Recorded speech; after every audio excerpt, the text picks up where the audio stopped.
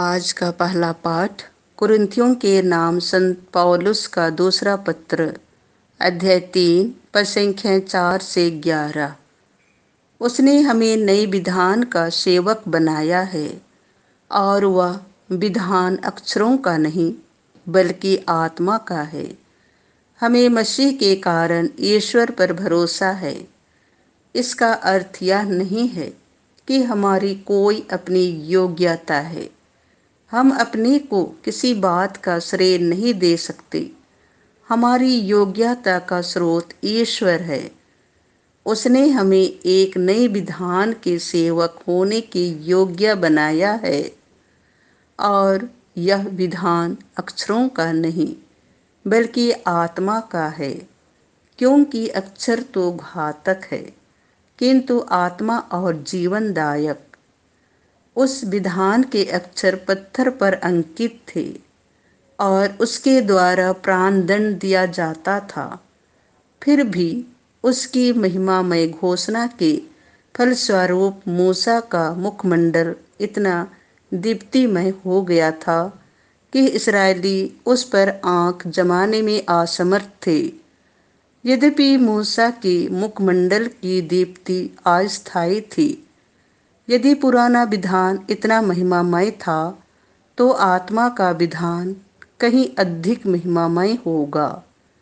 यदि दोषी ठहराने वाले विधान का सेवा कार्य इतना महिमामय था तो दोष मुक्त करने वाले विधान का सेवा कार्य कहीं अधिक महिमामय होगा।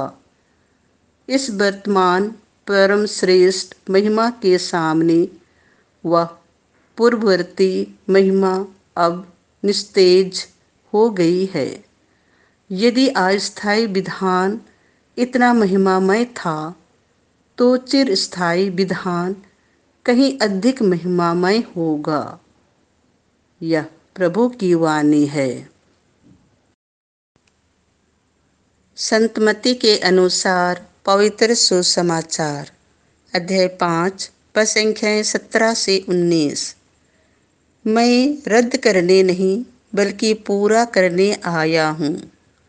यीशु ने अपने शिष्यों से कहा, यह ना समझो कि मैं संहिता अथवा नबियों के लेखों को रद्द करने आया हूँ। उन्हें रद्द करने नहीं बल्कि पूरा करने आया हूँ।